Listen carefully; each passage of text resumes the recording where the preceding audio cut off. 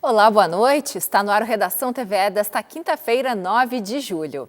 A partir desta semana, moradores de diferentes regiões da capital vão receber material informativo sobre a terceira edição da Pesquisa Nacional de Saúde, que inicia a coleta de dados no dia 13 de julho.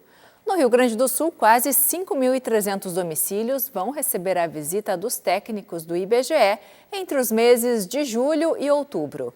O objetivo é conhecer as condições e os hábitos de saúde da população, além de avaliar o acesso e a utilização dos serviços públicos.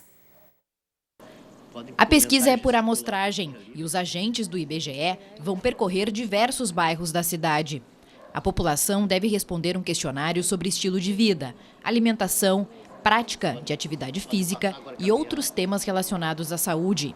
Um morador selecionado de cada domicílio será convidado a medir pressão arterial, verificar peso e altura. Se tiver 35 anos ou mais e estiver de acordo, poderá fazer outros exames. O nosso questionário, assim, ele tem uma parte que é a aplicação do questionário. Depois, para toda a população, a gente vai medir a altura, o peso e a pressão arterial.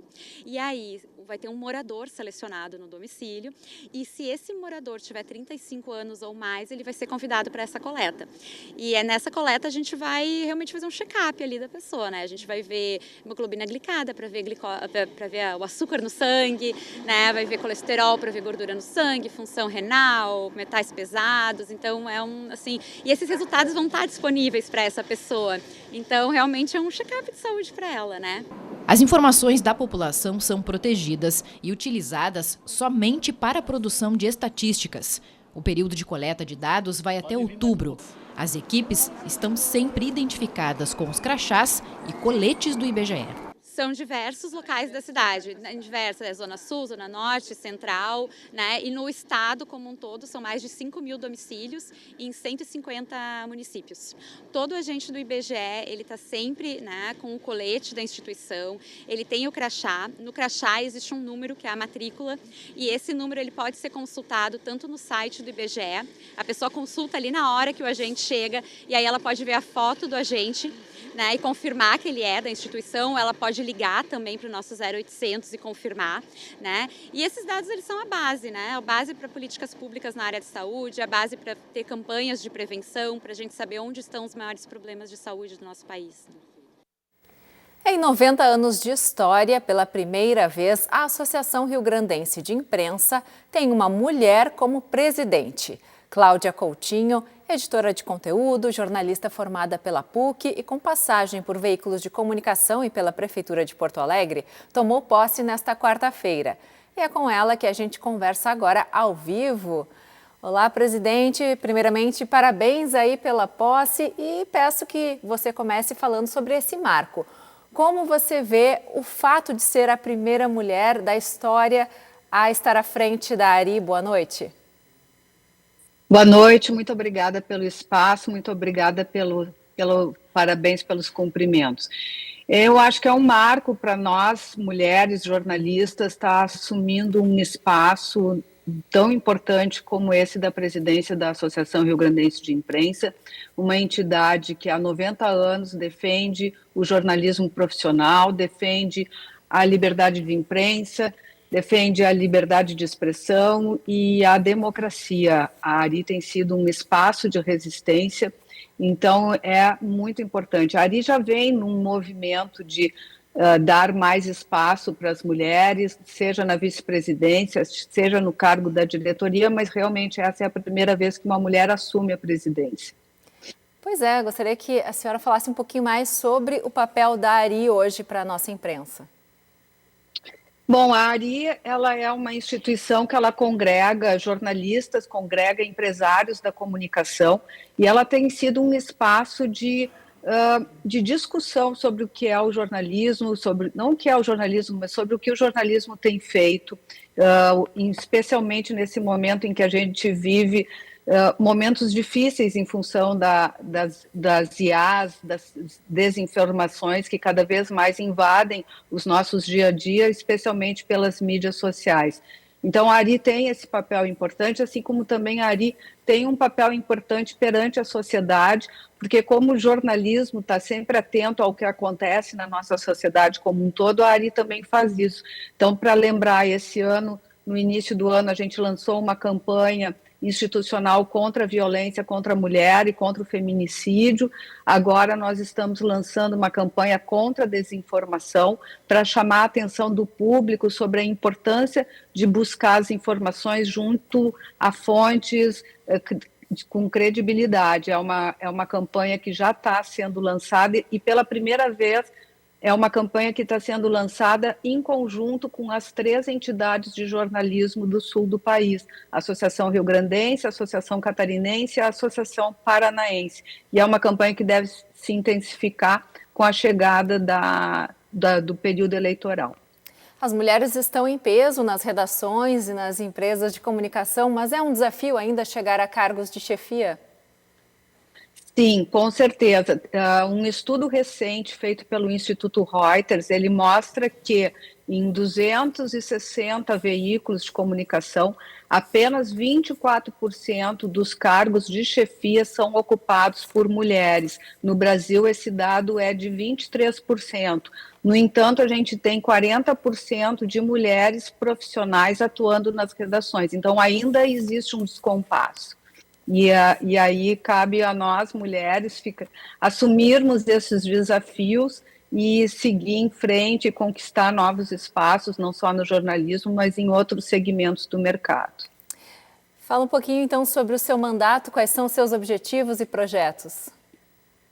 Bom, eu tenho dito que, em primeiro lugar, é um grande desafio manter o trabalho que vem sendo feito pela gestão anterior, liderada pelo presidente José Nunes, porque ele sempre fez um trabalho muito ativo na ARI, não só de campanhas institucionais, de premiações, e as premiações são importantes porque elas valorizam o jornalismo que é feito no Rio Grande do Sul.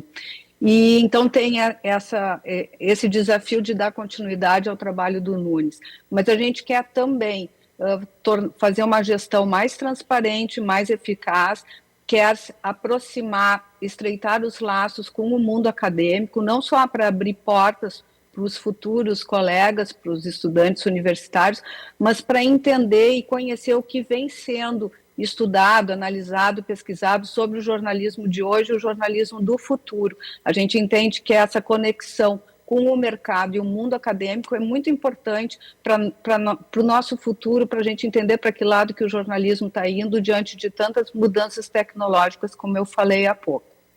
Bom, a senhora falou um pouquinho sobre como a ARI está abrindo as portas aí cada vez mais às mulheres na parte da gestão. E como está a participação das mulheres jornalistas na associação? Nós temos, eu não tenho exatamente o percentual de dados sobre o número de associadas, eu vou ficar te devendo essa informação, mas a gente tem uma participação bem grande de mulheres dentro da associação, não só associadas, mas também no Conselho Deliberativo.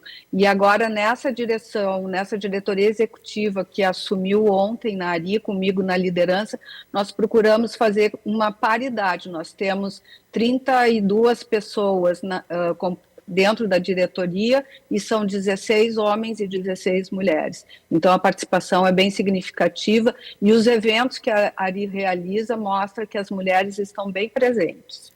Maravilha. Cláudia Coutinho, presidente da ARI, muito obrigada por conversar conosco hoje. Parabéns mais uma vez. Eu que agradeço, muito obrigada e conto com vocês lá na ARI. O tempo começa a mudar no Rio Grande do Sul. O Instituto Nacional de Meteorologia publicou alerta de tempestades entre amanhã e sábado. Vamos aos detalhes na previsão.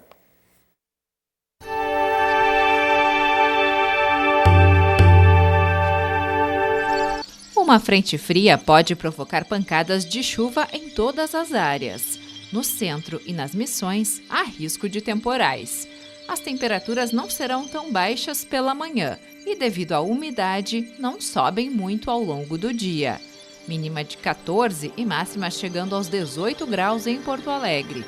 Em Passo Fundo faz 12 graus nas primeiras horas do dia e à tarde 19. Os termômetros vão dos 14 aos 20 graus em Santa Rosa. Até o dia 23 de agosto está em cartaz no Musecom, em Porto Alegre, a exposição Faces do Dinheiro. Em parceria com o Museu Histórico Numismático, a mostra explora a temática da relação do homem com o dinheiro. A entrada é gratuita.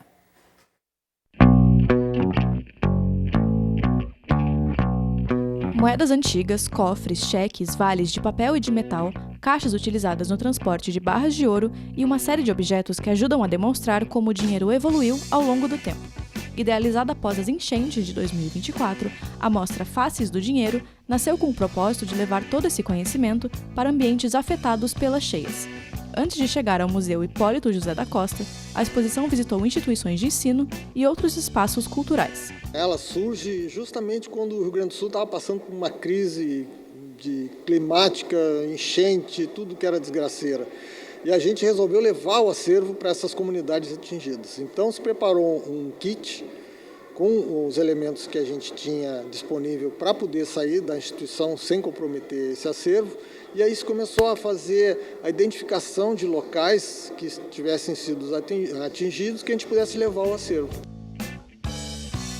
O percurso começa antes mesmo da chegada dos europeus à América do Sul. No período pré-colonial, itens como conchas e colares de contas eram utilizados como o dinheiro da época. A partir daí, o visitante acompanha o surgimento das moedas, das cédulas e das diferentes formas de pagamento que marcaram a história do país. E essa viagem não para no passado. A exposição também aborda as mudanças mais recentes na relação das pessoas com o dinheiro, passando pelos cartões de crédito até chegar ao Pix e às criptomoedas. Todo mundo vai se achar aqui, né? Desde a criança pequenininha até o adulto, até o idoso, que vai se reconhecer em alguma parte, porque a gente fala do Brasil de uma forma geral, né? E da humanidade enquanto consumidor, enquanto participante dessa história toda. Um dos destaques da mostra é esse microscópio, que permite observar de perto detalhes que normalmente passam despercebidos. A curadoria também fez questão de trazer elementos voltados à educação financeira e ao estímulo do interesse pela numismática, que é o estudo de moedas e medalhas.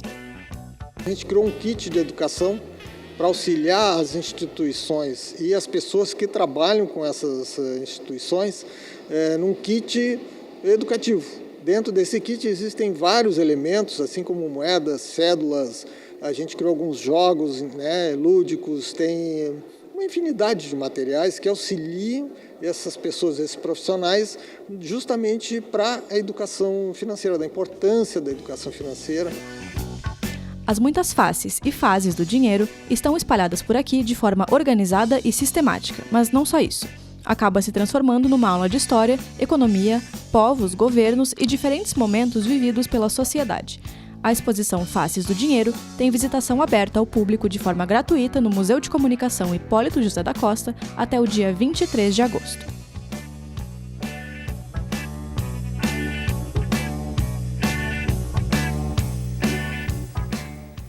E nós encerramos hoje com a banda Velho Romeu, que se apresenta nesta sexta-feira, às 8 da noite, no Bárbaros Cervejas Especiais, em Porto Alegre.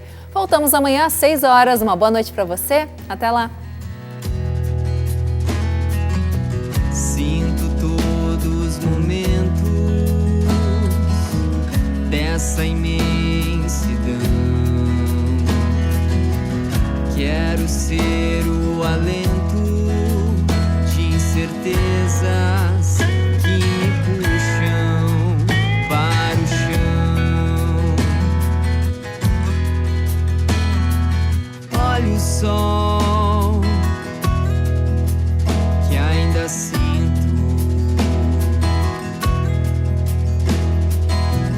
não tão distante, busco sempre alcançar